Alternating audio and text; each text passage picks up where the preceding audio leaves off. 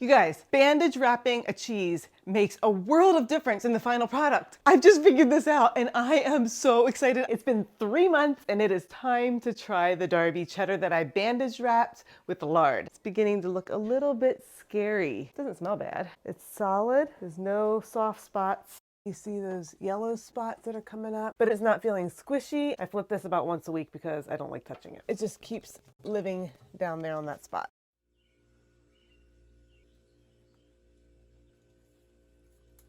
I had to move it to this cheese cave because the other one is not working properly. This cave is a little bit more humid. This is looking pretty darn gnarly.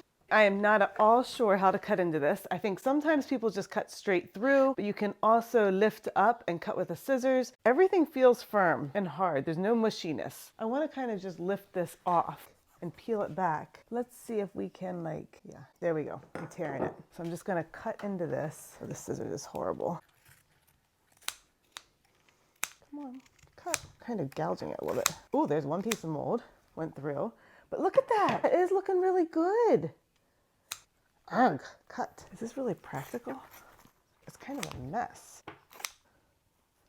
Oh, here we go down the moldy side. If I can just, here we go. We're just gonna strip it off.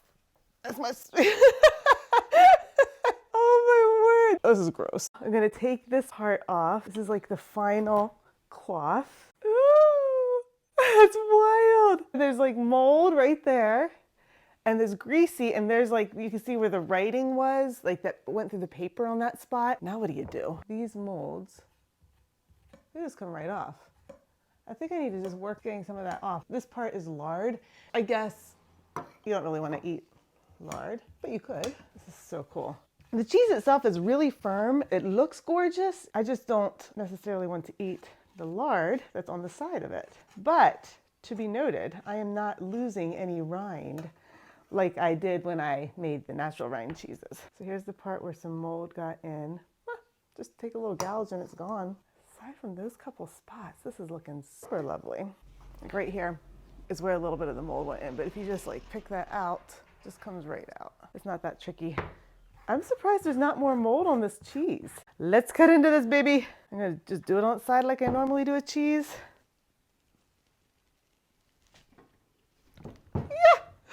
It's gorgeous. It is a beautiful, beautiful cheese. Let's taste this.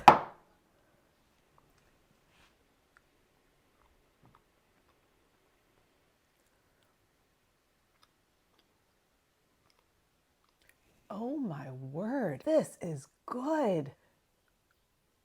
I don't even know how to describe it.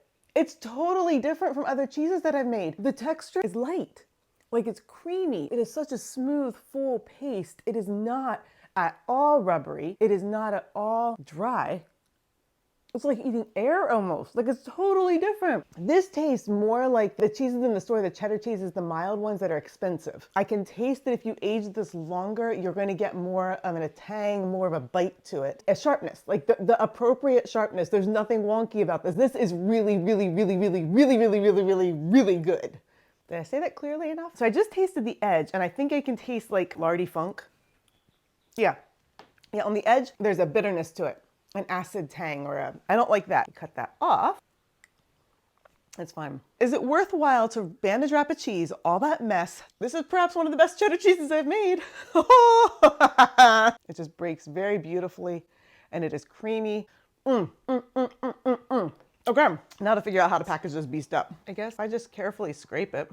It won't be perfect, of course, but it will get enough of it off that I bet you won't notice it at all. It's very minimal, kind of a pain in the butt, but if it tastes this good, then it's totally worth it. I wonder what a Parmesan would be like, or an Asiago. Ooh, a bit of yellow. Take that out. That's fairly simple compared to the other natural rind cheeses I've done. Quite a bit more simple. So this is the bit of grease that I got off in the beginning. Here's the little bits of cheesy clumps. It's actually a pretty minimal mess, all things considered. And for a cheese that is maybe the best I have made yet, I'd say it's well worth a little bit of extra work. So I guess it doesn't really save any plastic because now I'm going to be cutting it up into slices and vacuum sealing it into little plastic bags so I can age it longer. It's so fun to play with blocks. I should build towers with this stuff. Let's see how high I can get this. This is so worth it. It will continue to age in the Vac-pack bags if it's at 55 degrees and even at fridge temp, so the aging will be slowed dramatically. The bandage wrapping does not save on plastic, it just makes a superior cheese.